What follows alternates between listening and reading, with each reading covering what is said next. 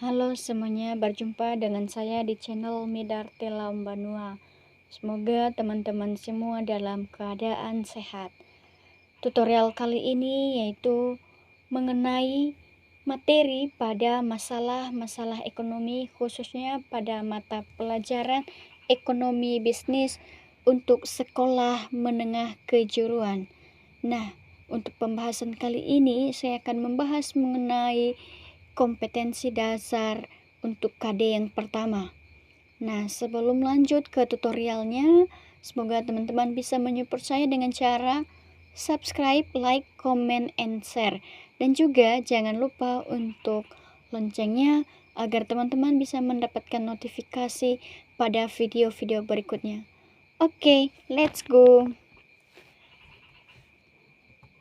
Bahan ajar yaitu pada kompetensi dasar 3.1 mengevaluasi masalah-masalah ekonomi, dan 4.1 menyajikan solusi terhadap masalah ekonomi di lingkungannya.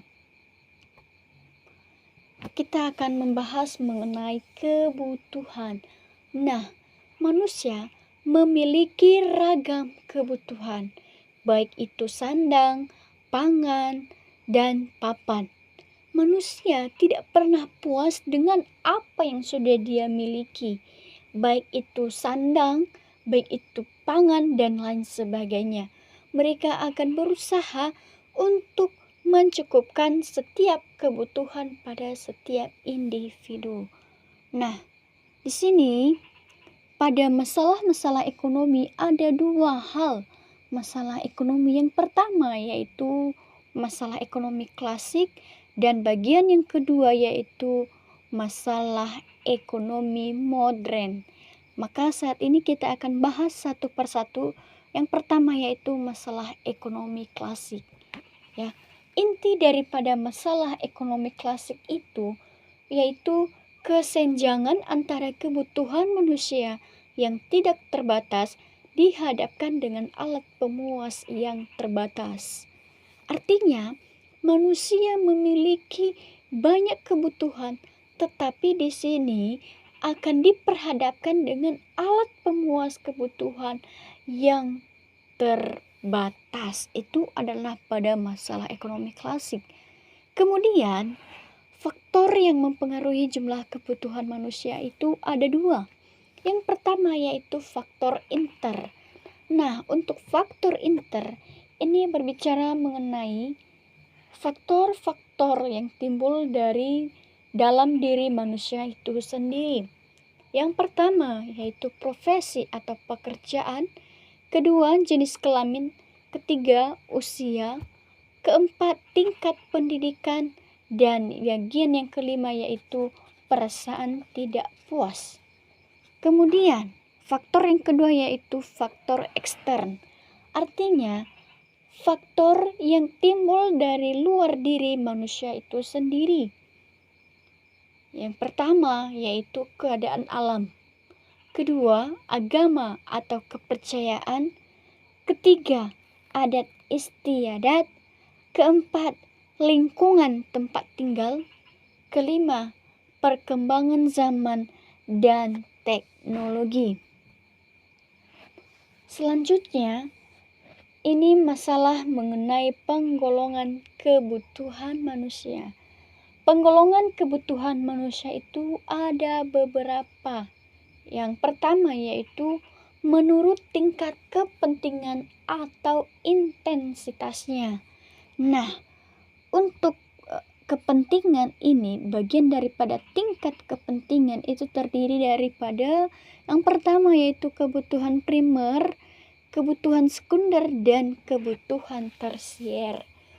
Kebutuhan primer itu adalah kebutuhan manusia yang mutlak harus dipenuhi untuk menjaga kelangsungan hidup. Misalnya, kebutuhan terhadap minuman dan perumahan ataupun rumah. Kemudian, kebutuhan sekunder. Nah, kebutuhan sekunder ini merupakan kebutuhan pelengkap, ya, yang artinya kebutuhan yang dipenuhi untuk melengkapi kebutuhan primer, karena kebutuhan ini bersifat melengkapi kebutuhan manusia. Misalnya, kebutuhan akan alat-alat rumah tangga, alat-alat sekolah, kendaraan, dan lain sebagainya. Kebutuhan yang ketiga yaitu kebutuhan tersier, yang artinya kebutuhan tambahan yang berupa barang-barang mewah, misalnya barang-barang perhiasan, baik itu emas, berlian, kemudian mobil mewah, villa, dan juga hal-hal lain. Pada kebutuhan ini, kebutuhan primerlah yang paling mendasar pada setiap diri manusia. Sementara pada kebutuhan sekunder hanya merupakan pelengkap dan kebutuhan tersier adalah kebutuhan tambahan. Kemudian, penggolongan kebutuhan manusia yang kedua menurut waktu. Nah, ini dibedakan menjadi dua. Yang pertama yaitu kebutuhan sekarang, yang artinya kebutuhan manusia yang harus segera dipenuhi saat itu juga.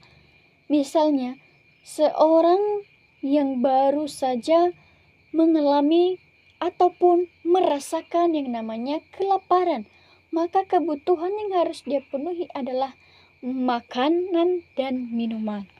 Kemudian, kebutuhan yang akan datang, artinya kebutuhan yang dipenuhi untuk keperluan di masa yang akan datang.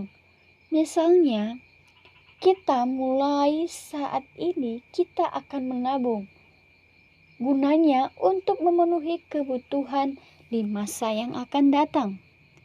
Kemudian, bagian penggolongan kebutuhan selanjutnya yaitu menurut subjek yang menggunakan. Itu terdiri dari dua. Yang pertama adalah kebutuhan individu, yang artinya kebutuhan yang digunakan untuk memenuhi keperluan individu. Misalnya, kita sebagai seorang pelajar membutuhkan buku ataupun alat-alat pelajaran.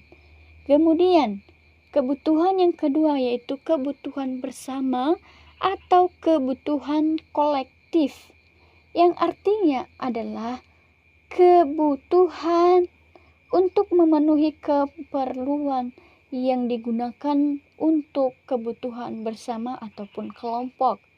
Misalnya, kegiatan pramuka. Kemudian, misalnya lagi kegiatan olahraga.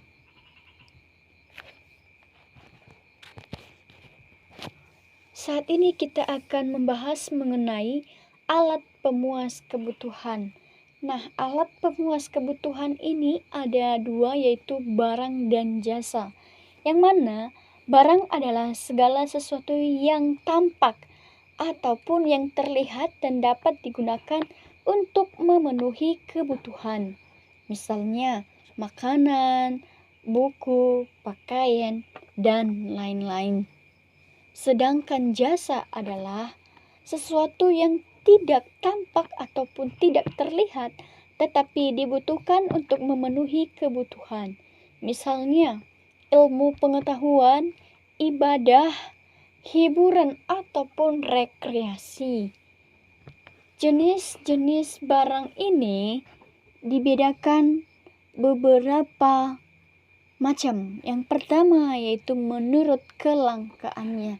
Nah, untuk menurut kelangkaannya ini ada dua hal, yaitu barang ekonomis dan juga barang bebas.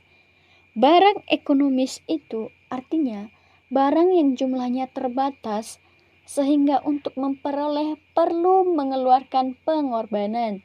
Contohnya, ketika kita makan ataupun membutuhkan pakaian, maka ada hal yang perlu kita korbankan.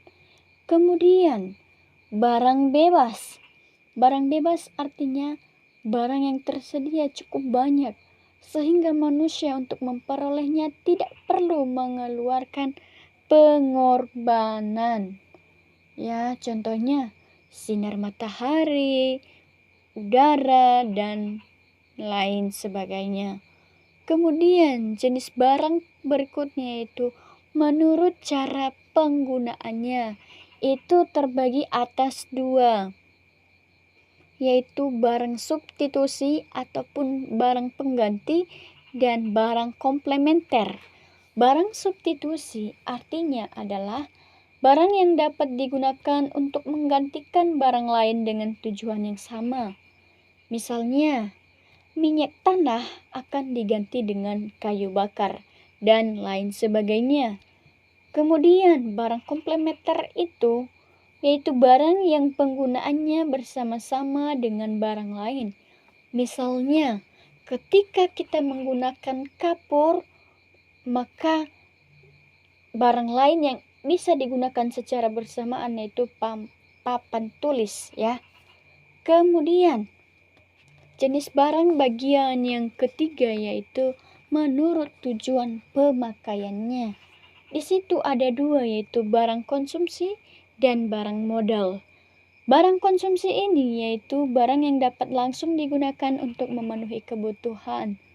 Contohnya makanan, pakaian, sepatu, dan lain-lain. Kedua, barang modal yaitu barang yang digunakan untuk menghasilkan barang lain. Misalnya kayu ataupun papan digunakan untuk membuat meja ataupun barang-barang lain. Contoh yang kedua yaitu kain untuk membuat sebuah baju ataupun membuat sebuah bahan yang serupa. Itu adalah jenis-jenis barang. Sekarang masuk kita pada kegunaan. Macam-macam kegunaan barang. Ada dua, ada 4 ya di sini, yaitu guna waktu, guna tempat, guna bentuk, dan guna unsur. Selanjutnya, kelangkaan sumber daya. Nah, kelangkaan sumber daya untuk menghasilkan barang dan jasa, maka diperlukan sumber daya.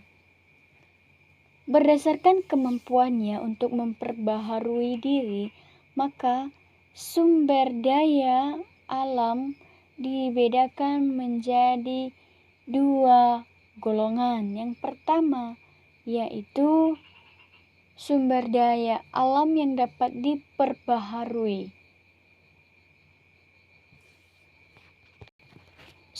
Itu 3 golongan. Yang pertama yaitu sumber daya alam yang dapat dipulihkan ataupun diperbaharui, misalnya hutan. Sumber daya yang tidak dapat dipulihkan ataupun diperbaharui, misalnya mineral, minyak, gas bumi, dan lain sebagainya. Kedua yaitu sumber daya manusia atau SDM. Artinya sumber daya juga yang dapat disebut dengan tenaga kerja. Apabila semua tenaga kerja dapat dipergunakan penuh sebagai faktor produksi, maka akan dapat meningkatkan produksi barang-barang maupun jasa. Bagian yang ketiga yaitu modal, yaitu salah satu faktor produksi yang dipergunakan dalam proses produksi. Modal juga dapat berfungsi untuk meningkatkan produksi. Penyebab kelangkaan sumber daya.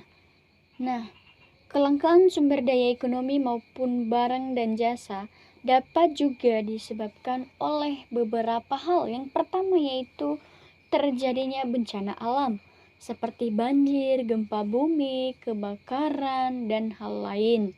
Kedua, perang ataupun konflik antara bangsa atau negara.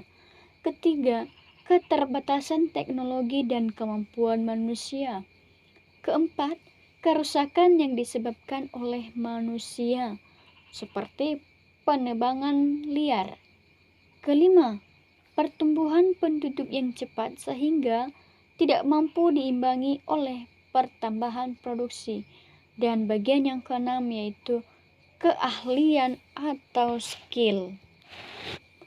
Keahlian dapat diartikan seorang pengusaha yang mampu untuk menyatukan dan mengelola ketiga sumber daya di atas untuk menghasilkan barang-barang dan jasa yang dibutuhkan manusia. Selanjutnya, masalah ekonomi yang kedua tadi yaitu masalah ekonomi modern. Nah, masalah pokok dalam ekonomi menurut aliran klasik atau Adam Smith terdiri atas produksi, distribusi, dan konsumsi. Sedangkan menurut ajaran aliran ekonomi modern yang dipelopori oleh Paul A. Samuelson, ada 3 masalah pokok ekonomi. Yang pertama yaitu what, yang kedua how, dan yang ketiga yaitu for whom. Nah, what? Kita akan bahas bagian yang pertama yaitu what. Manusia itu barang apa yang diproduksi. Manusia dihadapkan pada alternatif yaitu dari berbagai macam produk ataupun output. Manakah yang harus diproduksi dan berapa jumlahnya? Kali ini penentuannya tidak hanya untuk memenuhi kebutuhan masyarakat semata, melainkan juga untuk mendapatkan keuntungan maksimum. Yang kedua yaitu how. Bagaimana cara memproduksi barang? Merencanakan dan menentukan langkah produksi barang dan jasa, maksudnya di sini berhubungan dengan penggunaan teknologi, ya. Teknologi baik itu mesin dan juga tenaga kerja. Jadi masyarakat ataupun produsen akan dihadapkan kepada berbagai pilihan, ya. Dan alasan-alasan serta pertimbangan apa yang melatar belakangi terhadap pilihan tersebut. Dan bagian yang ketiga yaitu for whom, yaitu untuk siapa barang ataupun jasa itu diproduksi. Artinya di sini kepada siapa barang-barang ataupun sumber daya alam ataupun sejenis itu yang diproduksi. Ya, jawabannya di sini tidak lain adalah kepada masyarakat ataupun konsumen yang mampu membayar suatu produk tersebut, yang mampu bisa mengorbankan suatu pengorbanan untuk mendapatkan sebuah produk. Konsumen adalah setiap rumah tangga yang mengurangi ataupun menghabiskan nilai guna suatu barang ataupun jasa yang dilakukan secara individu ataupun kelompok. Oke teman-teman, demikian dulu tutorial kali ini. Saya ucapkan terima kasih banyak karena telah menonton tutorial saya. Semoga teman-teman juga bisa mendapatkan notifikasi-notifikasi berikutnya pada pembahasan untuk mata pelajaran ekonomi bisnis ini. Dan apabila ada kelemahan-kelemahan, silakan teman-teman untuk mengomentari di bawah biar bisa ada perubahan-perubahan ke depan untuk kemajuan channel saya ini. Terima kasih.